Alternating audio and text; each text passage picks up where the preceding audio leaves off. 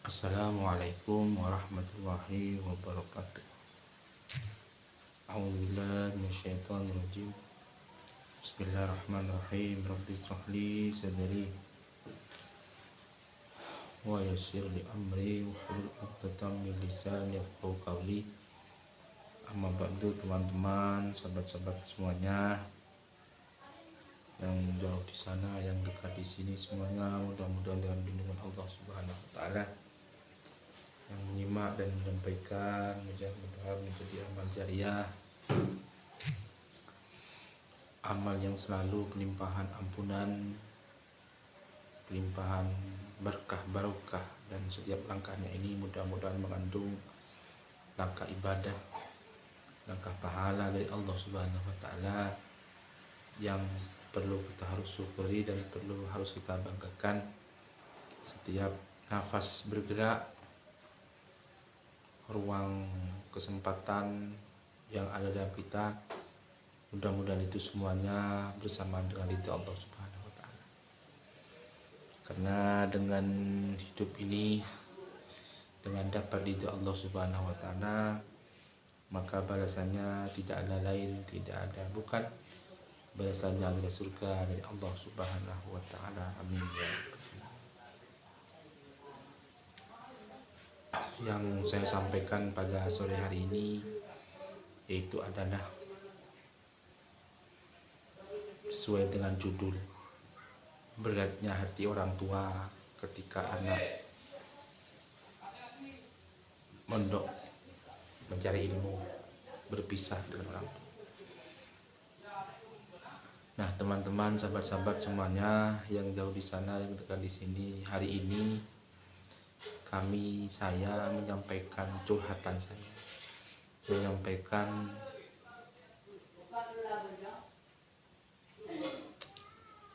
gelora hati saya. Hari ini anak saya baru mondok di Sidogiri, dan sangat sering punya peristiwa kadang ketika ingat foto dan videonya sehari-hari yang nakal itu, tidak terasa air mata menetes karena rindu dan sayang kepada anak kita. Karena lugunya itu, karena banyak tawa dan candanya itu, yang membuat kadang saya tertegun, membuat saya kadang terdiam dan terus semakin tidak bisa berkata apa-apa karena menahan rindu kepadanya. Kenapa? Ya, karena anak seusia itu, anak sekecil itu sudah berpisah antara orang tua dan anak saya. Mungkin kejadian ini bukan hanya saya, ribuan di luar sana juga seperti itu, berpisah dari orang tua demi menitipkan anak ke pesantren, demi menitipkan anak ke pondok pesantren, demi menggapai dan meraih cita-cita, khususnya ilmu agama, ilmu bekal masa depannya, dan ilmu bekal akhiratnya kelak. Mungkin juga banyak orang tua yang tidak punya kesempatan untuk memondokkan anaknya karena berbagai alasan dan berbagai hambatan, terutama juga diantaranya berat untuk berpisah kepada anak dan orang tuanya. Tidak semua orang tua bisa menerima dan ikhlas ketika berpisah seperti itu. Padahal besok kita akan bertemu kembali, dan itu pasti bertemu karena tidak akan mati.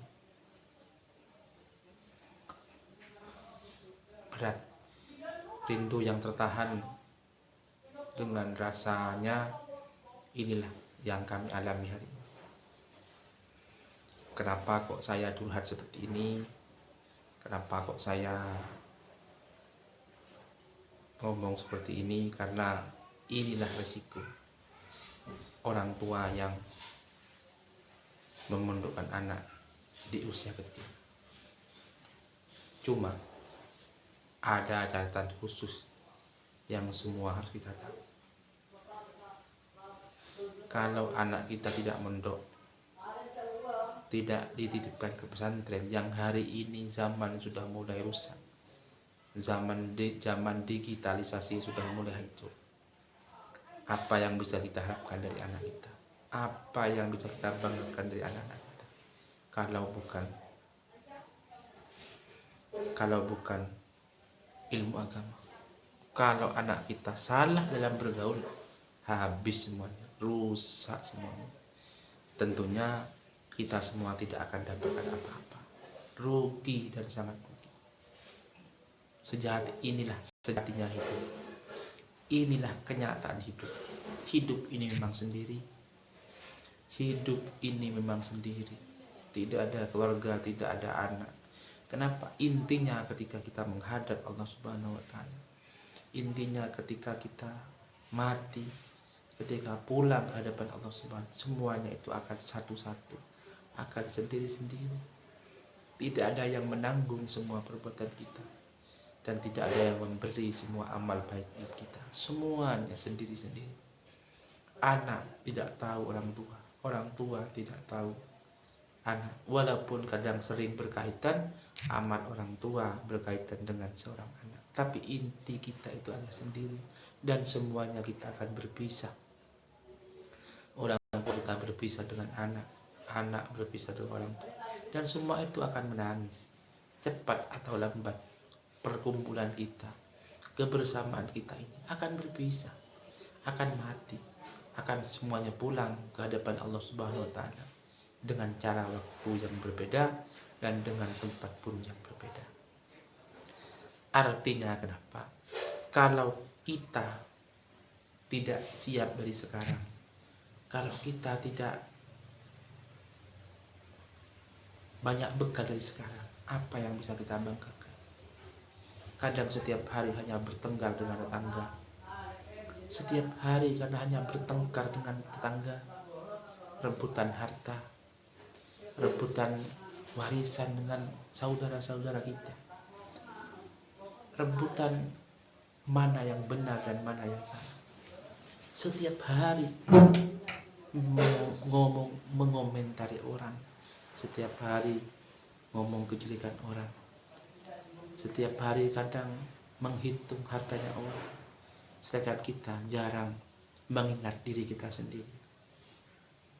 Padahal musuh diri kita sendiri, yaitu sebenarnya musuh yang paling besar, itulah adalah diri kita sendiri.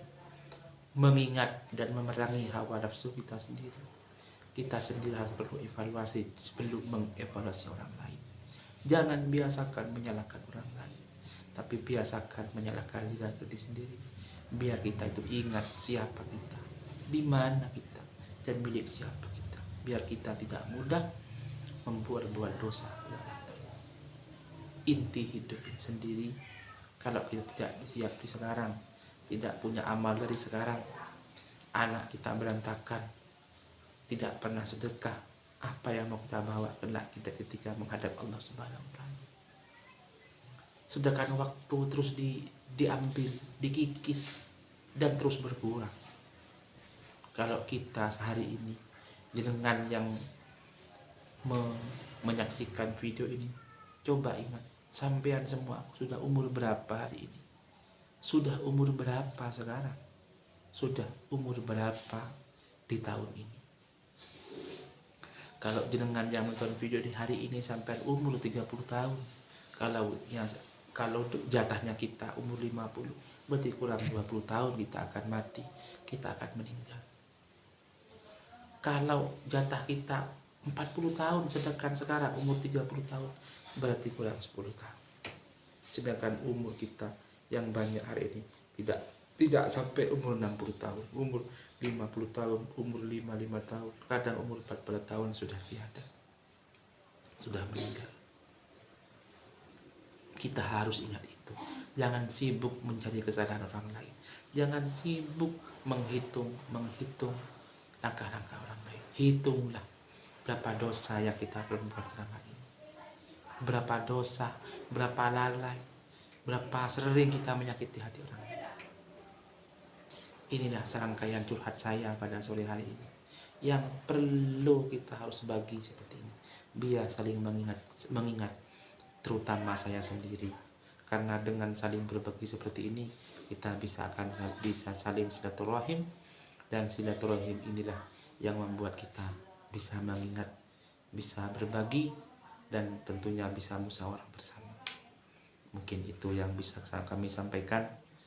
Mohon maaf walaupun terkesan agak tegang, karena saya sendiri hati lagi tertegun melihat anak yang hari ini berpisah kepada kita.